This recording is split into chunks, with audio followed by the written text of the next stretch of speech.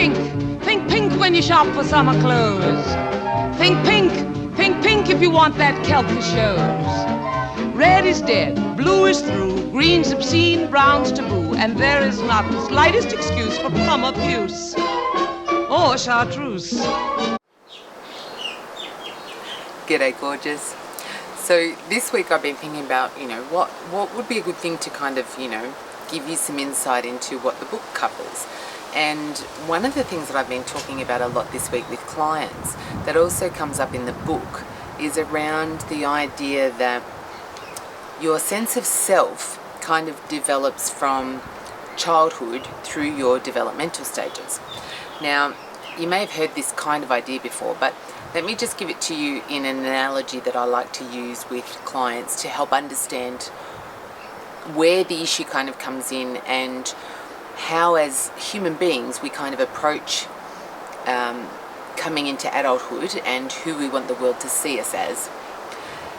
And the best thing I've come to kind of help understand this process is that from sort of the age of 0 to 7, so from birth until about 7 years of age, you have this kind of growth system that's really like the roots of a big tree. So if you imagine yourself as a tree, that 0 to 7 years is really the formation of the root system. And it can be very important to understand the depth and the breadth of that root system and understand if it goes a long way and it's sort of shallow near the surface, or if the roots go really right down into the earth quite strongly. Very windy today, so I hope you can hear me okay. So the main part of this sort of analogy is understanding that without a good root system and very strong foundation, that potentially later on there's going to be some issues, right? So growing from that root system between the ages of 7 and 14, we come up into the trunk of the tree. Now you look at different trees and you can see that some form in this really solid, kind of thick trunk that then branches up out of the top into multiple branches. But some other tree systems kind of come out in these multiple kind of mini trunks from a central point and come up together. It's really the formation of that process that gives you a good sense of stability.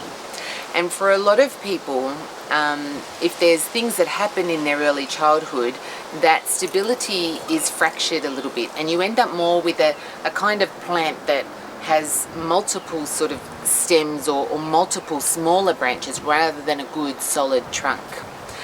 You come out into the foliage areas then, and really when you get to that adolescence period, which is that 14 to 21, that's really about the opportunity that people take to try and present themselves to the world in a way that they think they need to represent themselves, right? So if you think about it, adolescents are still trying to work out who they are. They usually want to try on some different foliage. So today I might have oak leaf branches, tomorrow I might be a eucalypt, the day after that I might be some sort of, crimson something else. Like the possibilities are endless, and that's why we often talk about adolescence as a period of, feeling like a chameleon, that whoever you're around, that's how you want to present yourself, right? Usually by that middle adolescent stage, so around that 18 mark, you often look at the tree that you've become and you're either happy in it and you're prepared to accept that and move forward with your life, or you don't like it and you actually push it away by determining that you're going to be a particular type of tree. So that might be, I choose to be an oak tree. Underneath it all, my root system and the wood that I grow within me is actually a eucalypt, but I've decided that I want to be an oak tree.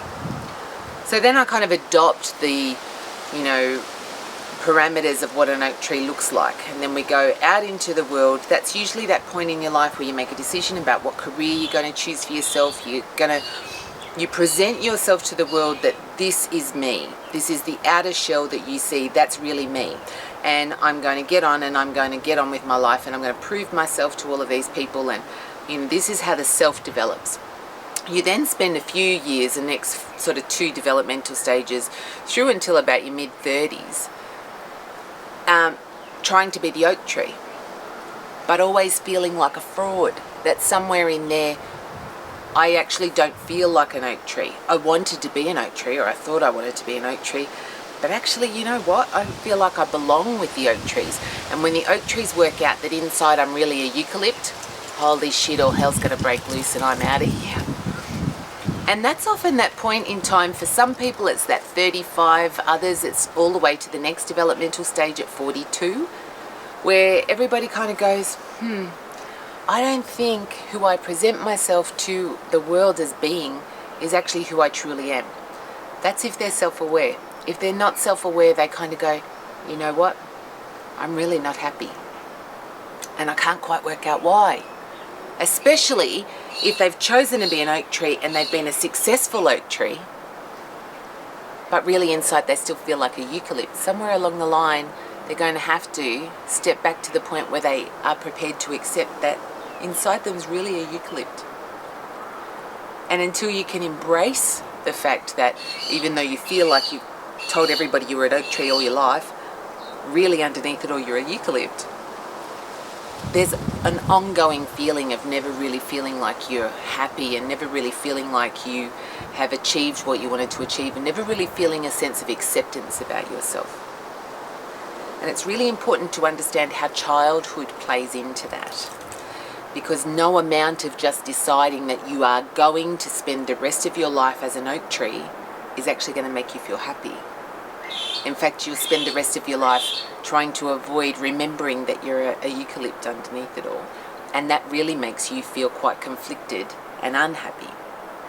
So when you're really aware, you can understand that about yourself, and the analogy will make perfect sense. If you're not aware, but you are aware that you're really actually not very happy, I want you to think about that analogy for your life. Does it fit? Does it make some sense to you that you've spent most of your adult life trying to be something that you think other people wanted you to be, or you felt would make you a good person or a worthwhile person or a loved person or accepted, and not make you feel different, but yet inside always feeling different? Until you can actually come back to the point of accepting that really you're a eucalypt, you won't ever be able to shake the feeling. Okay, so a lot of my clients find that analogy really useful, and it helps to understand how those developmental cycles feed into your sense of self. I hope you found that useful, gorgeous. Have a great week. I really hope that I can get on with book editing and everything will be sorted out really soon. Okay, see you later, gorgeous. Pink for cheeks and pink at your lips, pink for shirts and all of your slips, just a touch of pink at your knees, and if you please, what? Pink chemise.